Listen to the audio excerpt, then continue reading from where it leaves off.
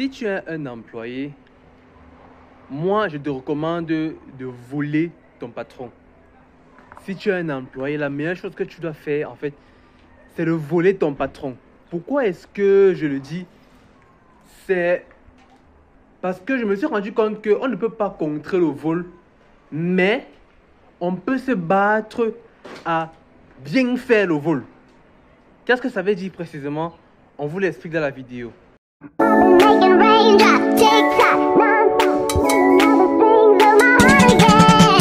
Alors, bonjour à tous, je suis Franck Arthur Zadwo, élève, professeur et vendeur spécialisé dans les pâtisseries.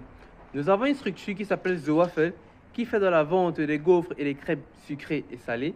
Lorsqu'on parle de salé, il s'agit principalement des farces faites à la viande hachée et au fromage, au jambon et au fromage, et à tout autre type de farce bien voulu par vous, nos chers clients. Comme nous l'avons dit à l'introduction, le vol, pour moi, c'est quelque chose de fondamental dans un business. Ça permet parfois de se créer, d'arrondir ses fins du mois, surtout pour les employés. Mais, je vais dire, c'est aussi un moyen par lequel on peut vraiment en gagner en réalité. Surtout pour un employé. Pourquoi? Parce que le vol, déjà, tous les employés volaient. Ça, il faut le savoir. Si vous êtes un patron, il faut savoir que tous vos employés vous volent. Il n'y a pas un employé qui est honnête, qui est droit, qui ne vous vole pas. Même à l'église, les enfants de cœur piquent dans la caisse. Moi, je le sais. Donc, ne pensez pas que c'est vos employés qui ne vont pas vous voler. Ils vous volent. Mais pour moi, en fait, le plus important, ce n'est même pas de voler en réalité, mais c'est de bien faire son job. Ça veut dire quoi? Si moi, par exemple, je suis un employé, j'ai un patron qui, par exemple, m'a employé pour faire quoi, vendre les crêpes et qu'on sort, moi, je vais voler. Ça, c'est clair.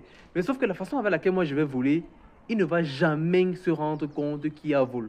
Pourquoi? Parce que je vais tellement bien faire le job à un point où même enquêter pour savoir s'il y a vol, il ne va pas le faire. Et c'est ça que moi, c'est ce que moi je recommande en fait aux différents employés. Volez vos patrons, ça c'est clair, mais faites en sorte qu'on ne puisse jamais se poser la question si vous voulez, à travers votre travail, à travers votre engagement, à travers tout ce qu'il faut en fait pour se démarquer, pour être le meilleur, en fait montrer que vous êtes le meilleur dans ce que vous êtes, de telle sorte que même si vous volez, ce soit négligeable. On ne refuse pas que, on ne refuse pas que voilà, qui a le vol, non, il y aura toujours le vol, mais il faudrait que les bonnes actions, alors les bonnes choses que vous apportez à l'entreprise soient largement supérieures aux mauvaises choses que vous faites, de telle sorte que lorsqu'on va faire le comparatif bon-mauvais, le bon domine sur le mauvais. On ne peut pas empêcher quelqu'un de voler. Mais sauf qu'on se retrouve dans les cas, par exemple, dans le pays, et ça c'est un peu dans le pays, c'est un peu à l'échelle un peu plus grande, des gens qui volent, pas parce qu'ils ont faim ou bien parce qu'ils veulent survivre, parce que là c'est une autre catégorie de vol, parce qu'il y a deux types de catégories de vol.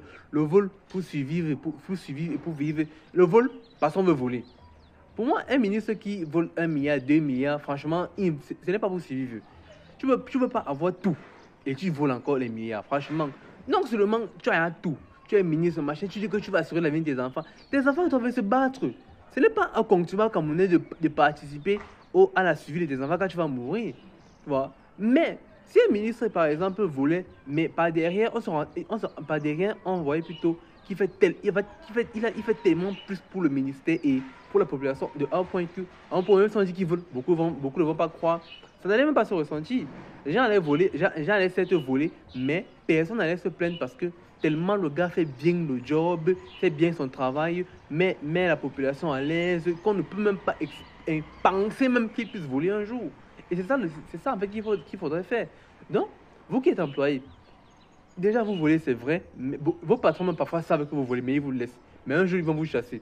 Et c'est ça le gros piège. Il ne faudrait pas arriver à un niveau où on vous chasse pour du vol, non. Si on vous chasse pour du vol, ça veut dire que vous faites plutôt l'entreprise perdre.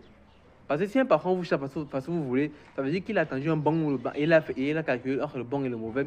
Il a vu que vous n'apportez rien à l'entreprise et vous volez encore. Par contre, si vous apportez une plus-value à l'entreprise, vous posez de bonnes actions, vous êtes toujours engagé, participatif, vous dégagez de bonnes mains. En fait, vous savez comment capter les clients, vous vendez la magie seulement. Et mon ami, même si tu voles, il va te garder. Parce que si tu m'apportes 1 million, mais tu me voles 50 000, il n'y a pas de problème. Hein. Vole 50 000, tant que tu m'apportes 1 million, c'est bon. Mais si tu me voles 50 000, mais tu ne m'apportes que 200 000, papa, à un moment donné, il va te dire que bon, il faut un peu qu'on se sépare. Parce que non seulement tu ne me sers à rien, mais tu voles encore. Donc, c'est un peu ce que je voulais partager avec vous aujourd'hui.